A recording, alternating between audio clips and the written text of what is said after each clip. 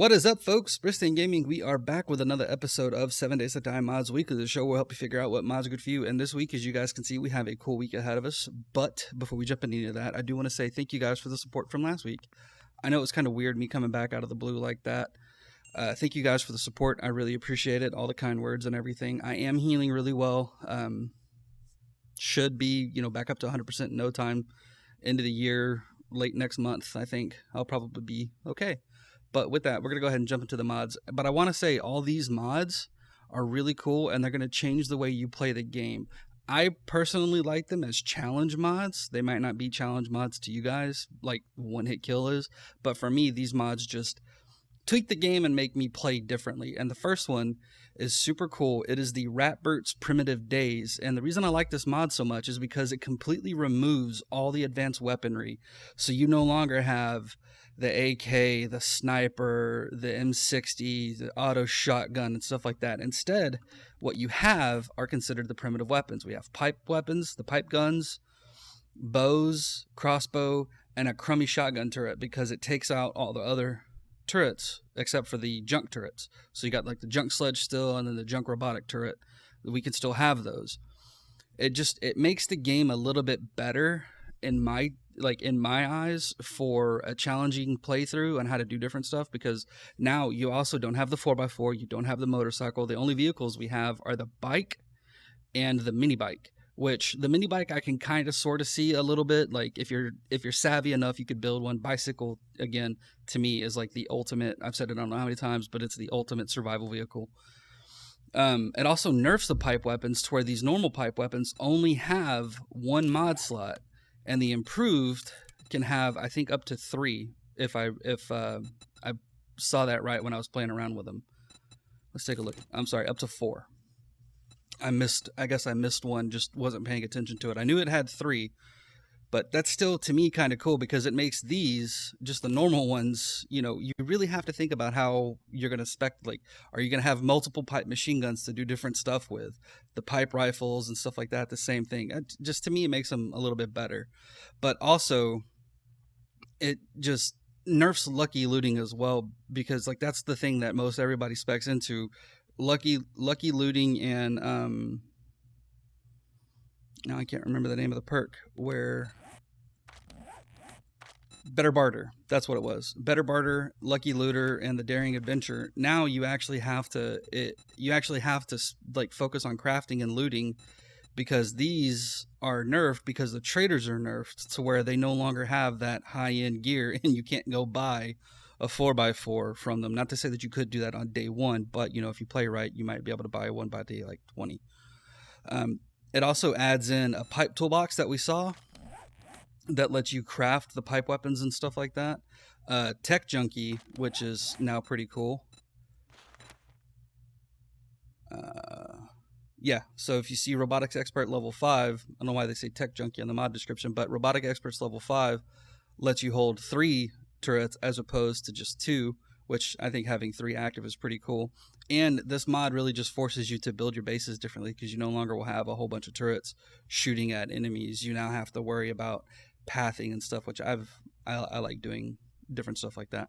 But this is just a really cool mod that brings in a different kind of play style and challenge for me, and probably for you guys as well, because you're no longer focusing hard.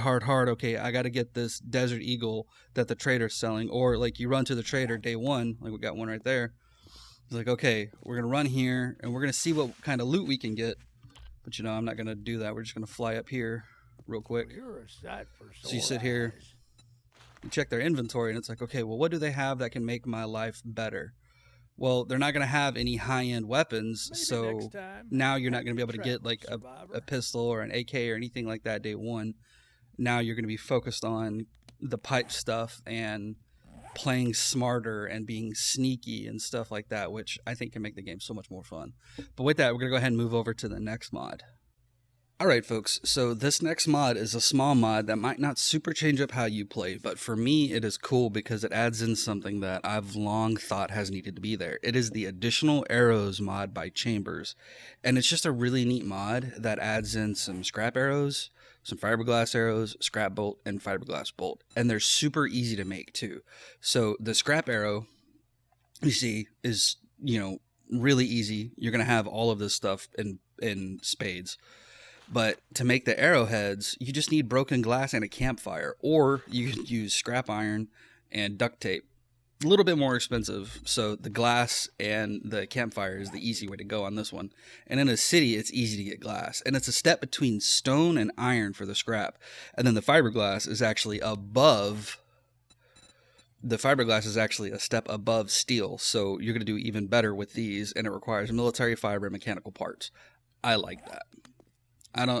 Not everybody will, I do. And visually, the glass one or the scrap one looks slightly different. Like if you look here in the bottom of the screen, you see the stone arrow. This is the scrap arrow, and this is the fiberglass. It looks like a hunting. Again, here is, because I don't have it loaded. Oop, wrong button. I keep hitting the wrong buttons. Sorry, folks. There we go. Scrap bolt. There we go. Visually, looks a little different than what the stone one does. And then this is the fiberglass one. Looks way different. It has a nice, vibrant glow to it. Boy, that guy is tough. Hey, there you go.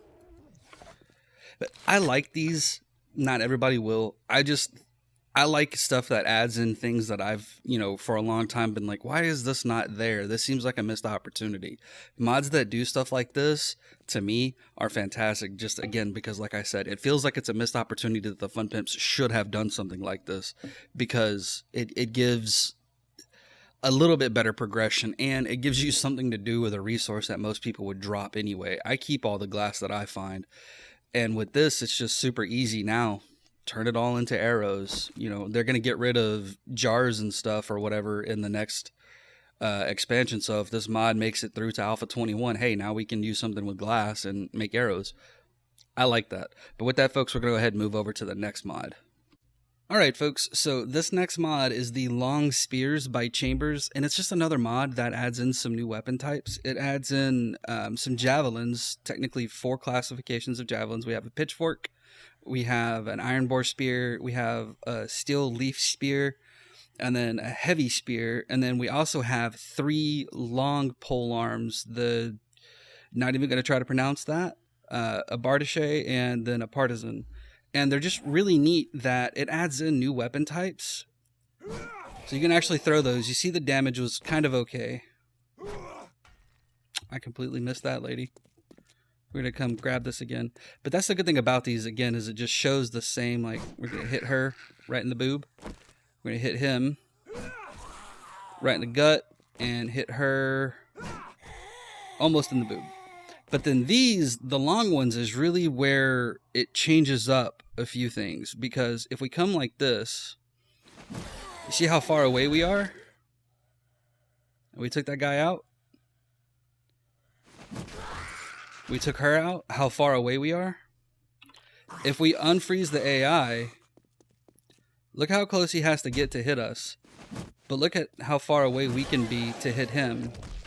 And that's why I like this. That's why this mod is here, because we actually have a chance to fight back from a greater distance. And it's no joke to say that, ancient times when they were still fighting with weapons like this, of course, long weapons had reach. They're better than, getting up in someone's face with like a knife or a sword or something, or just punching them. That's why this is such a cool weapon mod, because if you combine this with Primitive Days or a few other things where now you only have like melee weapons and spears and stuff like that, this actually gives you a little bit of a reach advantage, and you can build bases to take advantage of that, where you're just going pokey, pokey, pokey in the face. And these have a power stab as opposed to a normal throw animation like with the javelin type weapons like these. All in all, I think this is just a fantastic weapon mod that can really change how you play, especially if you combine it with like Primitive Days or a few other, especially one-hit kill type stuff. Like if Glock 9 had this when he did his one-hit kill series, he probably would have had a lot more fun with it and probably could have survived a lot longer having these as opposed to the normal spears that he had. But with that, we're going to go ahead and move over to the next mod. All right, folks. So this last mod is the BlewBarry Farms Pup by the awesome folks over at BlewBarry Farms. It is a fantastic server that has a lot of interesting stuff. They gave us the Diamond Raid boss, the Giant Banshee Lady. They've given us a lot of cool stuff, and it's all server side, which is just the best. Just like the Ratbirds mod, this mod is server side, and it is fantastic. But it's a small mod. Very simple, but what does it do, you ask? Wrong button. I guess it's a dog. It gets a little dag. We got a little dag. Now, it's a small thing. It's just, other players can see your little pet pup as you walk around. But if we come inside of a building, see how it highlights? I'm going to go ahead and go God mode here real quick so this thing doesn't kill us. But look, you see how it highlights where those zombies are? Now that we know that they're there, as we get closer, boom, look at that. Pops them up. It's the same as the Zalert or whatever it was called that BW did. Very good mod. Very fantastic. I thought that was a good mod. But I like this one because the realism a little bit more. Like, I love Fallout for being able to find the dog and have a little pet pup you go around with that can tell if there's stuff around you. And in this one, you actually can. And how you get this little pup that, is flying around with us as we we do stuff. And so it's pretty easy how you get it. You find it in loot. You can occasionally buy them from traders and stuff like that. But with this one, you find it in loot, and then you take and you put it in your pants, which sounds wrong, you dirty perverts, but that's not what we're talking about. You just take it, put it in there, and then as you go around doing stuff, you now kind of have an alert system to show you where zombies are. Which is kind of nice, I think. Being able to see that there's zombies where they're actually at in a POI as you're clearing it out and stuff like that. Or if you're, running around through a city like this or something, which there are no zombies spawning, and I am not sure why. That's a nice building. The vulture should also be showing up. There it goes. It takes a second for the mod for the pup to register the creatures and stuff, but you saw the little paw print things over the, there it goes. See, there's the other one. It's just it's a neat little mod that gives you some, early warning about zombies and stuff as you're going through doing things. Go ahead and freeze that AI. But if you've got it installed while you're wandering around in the city, you can see if there's zombies behind buildings and stuff as it registers them. I think that's kind of neat, knowing what's around you without breaking the game completely, because you actually have a reason with your little dog. I love that. I like all the stuff that the BlewBarry Farms guys have come out with. They've done some really fantastic stuff. But I'll give you guys a couple of bonus mods too. If you didn't like some of the mods from the last episode, you can always try Kane GB's Dangerous Cities and Wandering Horde patch. They give, supposedly make the cities super dangerous, and wandering hordes can pop up at any time. But they do the exact same thing as a couple of the other mods that I pointed out last episode. It's just, different strokes for different folks. You might prefer one over the other. They're both, they're all good mods. Anything that increases the amount of zombies, changes how the hordes and stuff work is, to me, always enjoyable. And King GB does fantastic mods. I mean, Darkness Falls is still probably one of the largest and most well-known overhauls for the game.